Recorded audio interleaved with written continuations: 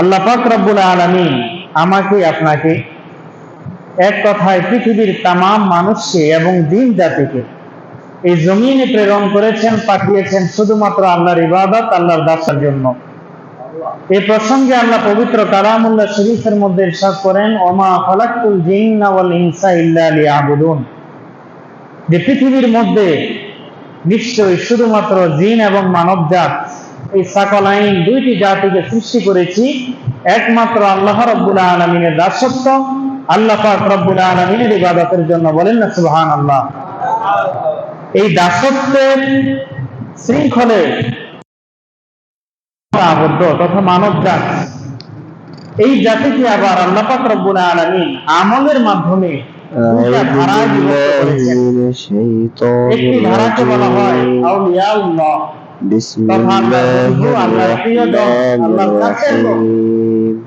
আর আরেকটি ধারার মানুষকে বলা হয় আউলিয়াউশ শাইতান ওয়া তাগুত, তথা শয়তান এবং কাফের মুশরিকদের বন্ধু। তো পৃথিবীর মধ্যে আপনি যদি আল্লাহর বন্ধু হতে চান তাহলে কিছু ফরমালিটি আপনাকে আমাকে রক্ষা করতে হবে, কিছু আমল আমাকে আপনাকে করতে হবে। কথা বলে ঠিক কিনা? আমরা আল্লাহর বন্ধু হতে চাই কি চাই না? তো জোরে বলেন না, চাই কি চাই না? তাহলে আল্লাহর বন্ধু যদি হতে চান তাহলে দুইটা শর্ত আল্লাহ পাক রব্বুল আলামিন পবিত্র কালামুল্লাহ শরীফের সূরাতুল দুখানের মধ্যে উল্লেখ করেছেন। সেটা হলো, প্রথমত আপনাকে ঈমানদার হতে হবে। মুমিন ব্যতীত পৃথিবীর মধ্যে আপনি যতই মহৎ কাজ করেন না কেন, আপনি যতই দানবীর হন না কেন, আপনি যতই মহৎ ব্যক্তিত্ব সম্পন্ন মানুষ হন না কেন, আল্লাহ রাব্বুল আলামিনের কাছে আপনার চাইরানারও কোনো মূল্য নেই। বরং আপনি তখনই মহৎ ব্যক্তিতে রূপান্তরিত হতে পারবেন, আল্লাহ রাব্বুল আলামিনের কাছে তখনই আপনার পরিপূর্ণভাবে মূল্যায়ন হবে যদি ঈমান নামক অমূল্য রত্ন, ঈমান নামক অমূল্য সম্পদটা আপনার মধ্যে থাকে। বলেন না সুবহানাল্লাহ। পৃথিবীর মধ্যে যে সকল মানুষ আল্লাহর বন্ধু হবে সে আউলিয়াউল্লাহ তথা ওলি আল্লাহ সম্পর্কে আল্লাহ পাক রব্বুল আলামিন পবিত্র কালামুল্লাহ শরীফের সূরাতুল ইউনূসের মধ্যে উল্লেখ করেন, আলা ইন্না আউলিয়াল্লাহি লা খাউফুন আলাইহিম ওয়া লা হুম ইয়াহজানুন। বলেন না সুবহানাল্লাহ। আল্লাহ পাক রব্বুল আলামিন বলেন, পৃথিবীর মধ্যে যে সকল মানুষগুলো আল্লাহর বন্ধু হবে এই সকল মানুষের পৃথিবীর মধ্যে কোনো চিন্তা নেই, কোনো টেনশন নেই, কোনো ভয় নেই। কাল কিয়ামতের ময়দানে জাহান্নামে যাওয়ার কোনো ভয় নাই, কোনো পেরেশান নাই, কোনো চিন্তা নাই। বরং ওলি যারা হবে, আল্লাহর বন্ধু যারা হবে, আল্লাহ পাক রব্বুল আলামিন তাদের জন্য রেখেছেন দুনিয়ার মধ্যে প্রশান্তি এবং জান্নাতের সুসংবাদ। বলেন না সুবহানাল্লাহ। এখন ওলি কারা? ওলির সংজ্ঞা, ওলির পরিচয় আল্লাহ পাক রব্বুল আলামিন কোরআনের মধ্যে সুস্পষ্ট ভাবে বলেছেন।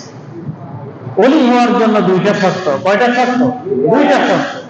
আল্লাহ পাক রব্বুল আলামিন পবিত্র কালামুল্লাহ শরীফের মধ্যে ইরশাদ করেন, আল্লাযীনা আমানু ওয়া কানু ইয়াত্তাকুন, পৃথিবীর মধ্যে যারা ঈমান আনবে আল্লাহর প্রতি, তামাম নবীদের প্রতি, আল্লাহর অবতীর্ণ সকল আসমানী কিতাবের প্রতি, ফেরেশতাদের প্রতি, তাকদীরের ভালো মন্দের উপর, মৃত্যুর পরে পুনরুত্থানের উপর, এক কথা ইমানের মৌলিক বিষয়ের উপরে যে ব্যক্তি ঈমান আনয়ন করবে।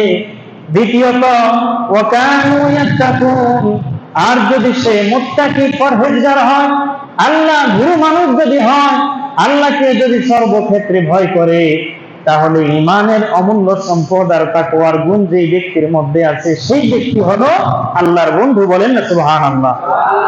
তাহলে ওলি চিনতে হলে আপনাকে সামনে দুইটা জিনিস রাখতে হবে। ওলি চিনার সিম্পটম, আলামত হলো দুইটি।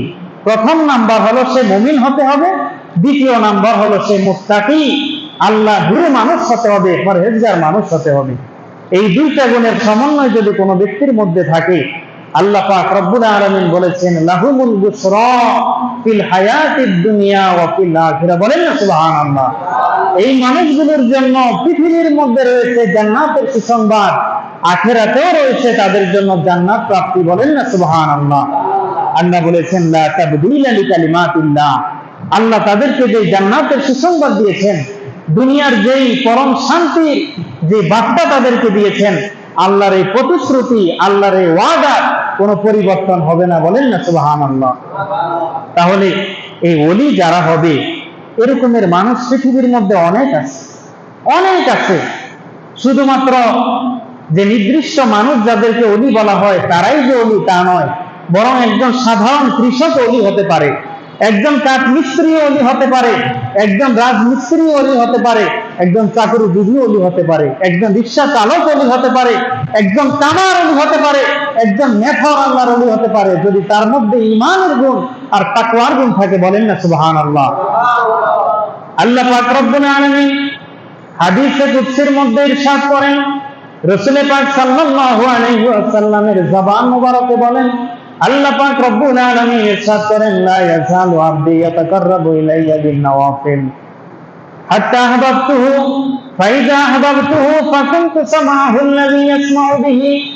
ও দুনিয়ার মানুষ, জেনে রাখো, আল্লাহ পাক রব্বুল আলামিন বলেছেন, বান্দা ফরজ ইবাদতের পাশাপাশি যত বেশি পরিমাণ নফল ইবাদত করবে, নফল ইবাদতের মাধ্যমে আল্লাহর নিকটবর্তী বান্দা হিসেবে কবুল হবে, বলেন না সুবহানাল্লাহ। নফল ইবাদত যত বেশি বেশি বান্দা করতে পারবে, তত বেশি পরিমাণ ওই বান্দা আল্লাহর নিকটে যাবে, আল্লাহর কাছাকাছি যাবে।